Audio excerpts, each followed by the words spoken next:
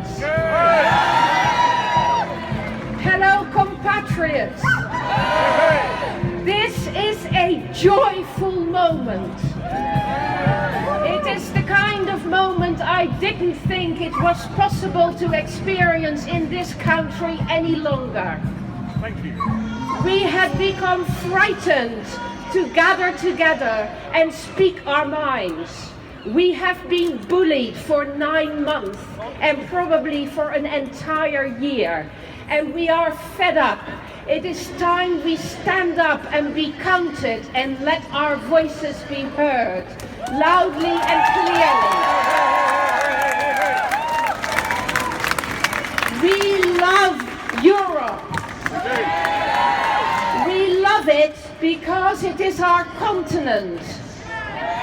We love it because it is part of our history and our geography. We love it because we are part of it. It is us. It is our freedom, our strength, and our diversity. Collaboration with Europe has given us prosperity and safety.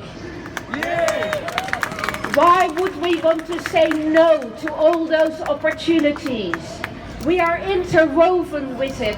We cannot unpick it. We don't want to.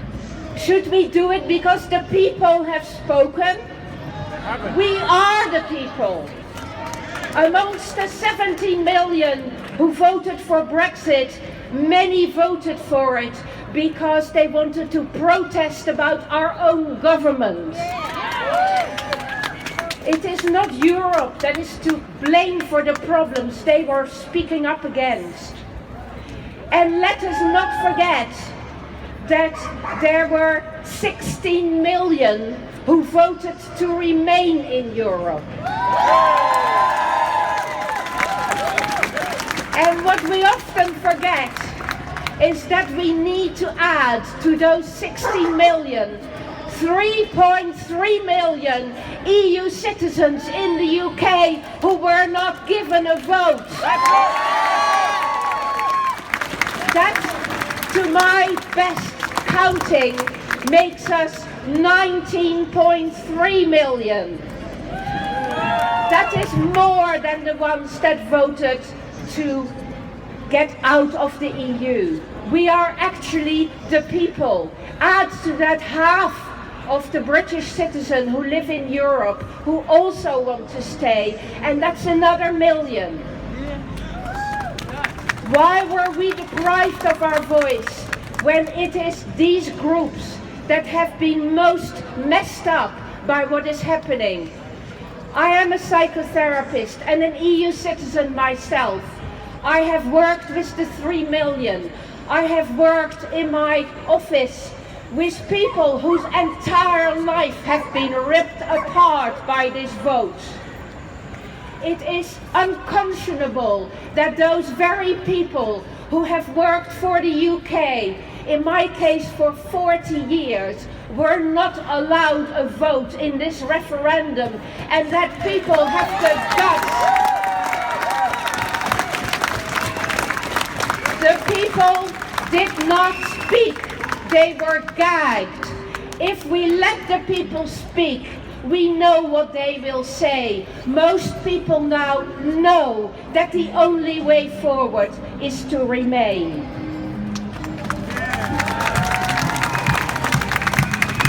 I have been working with lots of people who voted for Brexit as well.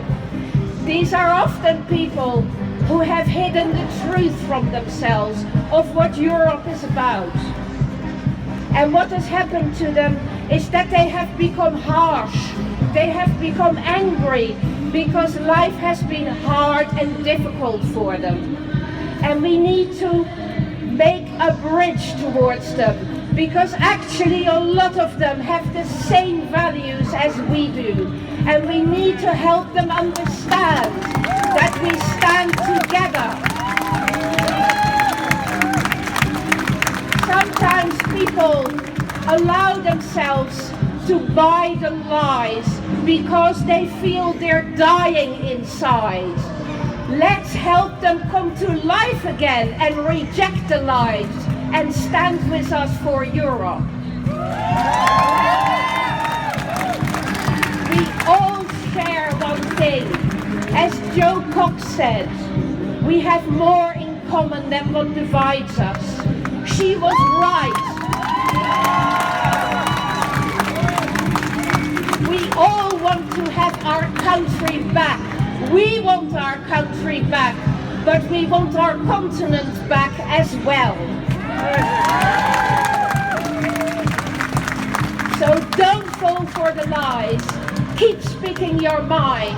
Make sure that other people hear you, and don't be cowed, and do not hide. We need to be out there together. There is much to be done, and we have to stand up to demagoguery and go back to proper democracy, where everybody can speak and be heard, and we can work together and find a consensus for the future. We need to listen to the young because they have been denied. We are taking away from them the chances that we have had and have taken for granted. Stand up for the next generation.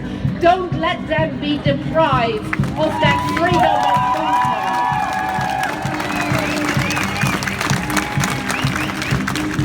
We need to build bridges, not walls. We need to not falter, not fear, but communicate with each other and be loud. We love Europe. We love Europe. This is how we get the existential courage to face these challenges and this crisis, and we will do it together. There's cause for optimism here, because for the first time in many decades, people are waking up. We are waking up in a way that hasn't happened for a long time. And we know what is wrong and what is right. We know what we want, and we are prepared to work for it together. So do not forget about today, and keep going, and come to London on the 25th of March, because that march will be mega. I want to finish with something we used to say in the 1960s when we were on these things. We said, it's bad today, but we stand together and